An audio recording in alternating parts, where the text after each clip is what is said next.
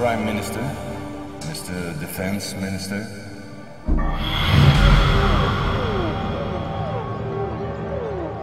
General, allow me to introduce myself. My name is François Rousseau. I'm in charge of an informal research group, which does not appear in your organization charts. Our president, to whom I personally and exclusively refer, thought it useful, if not necessary, that I clarify for you a certain number of issues. You think that as initiates you're better informed than most people. Allow me to doubt.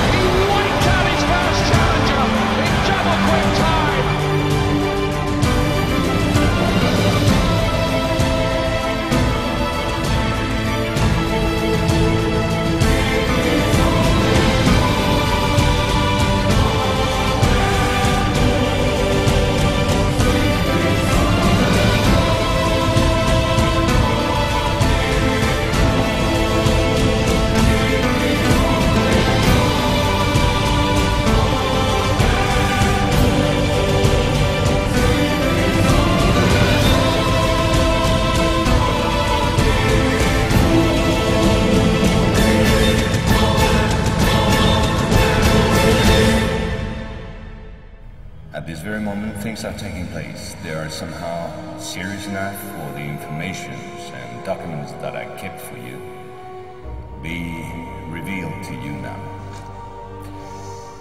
In a word, a manipulative operation unparalleled to this day on a planetary scale is being implemented and will be the final subject of my talk. As regards our era, everything in reality started just before World War II. Hitler had broken certain taboos, such as taking recourse to occultism and secret societies. The Ahnenerbe, a Nazi organization assigned with, among other things, archaeological and anthropological research, found this during an expedition to Afghanistan. This flying object is called Vimana, or Astra, by the Hindus. Moreover, during exploration of the subsoil by the Russians and Chinese in 1927, traces of a very ancient nuclear explosion were detected. Certain sedimentary layers had been atomically vitrified 50,000 years ago. The very same phenomenon can be observed around today's nuclear test sites. One must understand that Hitler, thanks to these discoveries which he took highly seriously, was going to open a Pandora's box which no government, whether friend or enemy, wished to close afterward. Behind tragic history, which we all know, lies a theory based on the existence of 4 moons associated with the 4 geological cycle. According to Hans Oerbiger, founder of the world ice theory, the Earth had undergone 4 semi-global extinctions of life due to the fall of one of these moons. Effectively, as one goes along, the satellite moved closer, gravity changed and triggered some deep mutation of the genetic standard, thereby creating a race of highly intelligent giants measuring approximately between 10 to 13 feet tall.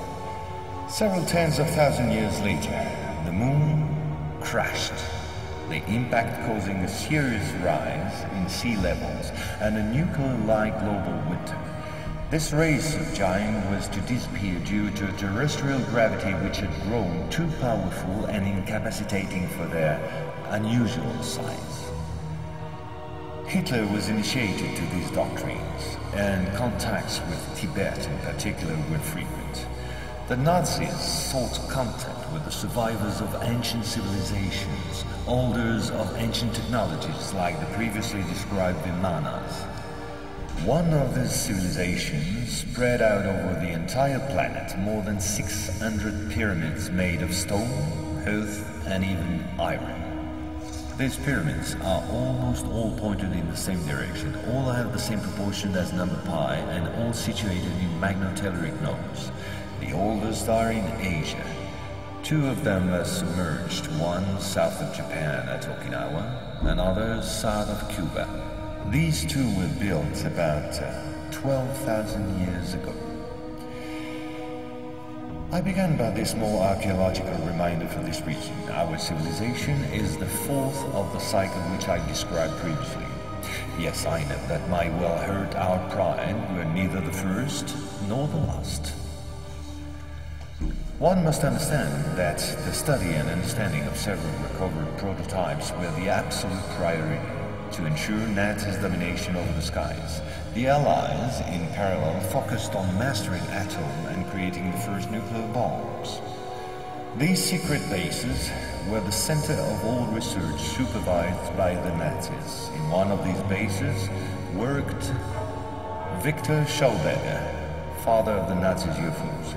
Schauberger headed the Real Society in charge of anti-gravitational research. He died in 1958 in Texas, while working under protection of the United States on the improvement of his own flying saucers, which have since become American. You will quickly understand that 70% of unexplained aerial phenomena are human in origin and in no way extraterrestrial. Once World War II was over and Nazi technology had been systematically plundered by both Americans and Russians, the first challenge was to carry on and even complete the Nazis' research in great secrecy. The program, called Project Rainbow, especially known for the Philadelphia experiment, was the immediate proof.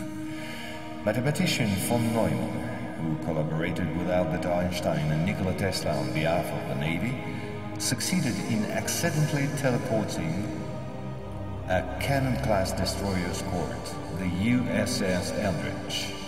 These photos, supplied by Morris K. Jessup before his suspicious death, are rare testimonies for this unique experiment. In the same time, the first Indo-Aryan technology prototype trials did not go by unnoticed. The military had come up with a more efficient parade than secrecy.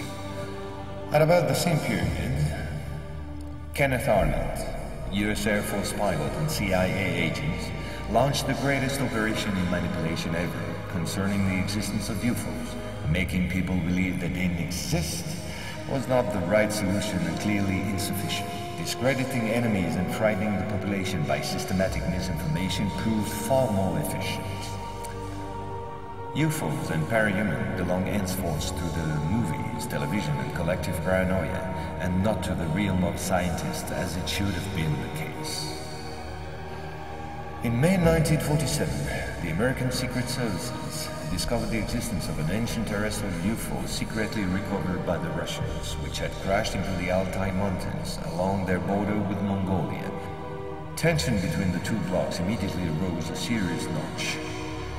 The discovery was spectacular, and so not to lose face, the Pentagon, in tandem with the CIA, decided to tell lies and imagine a huge bluff, to convince both the Russians and the world at large that they too recovered a UFO in Roswell in July 1947. Of course, it wasn't true, but the bluff worked all the same.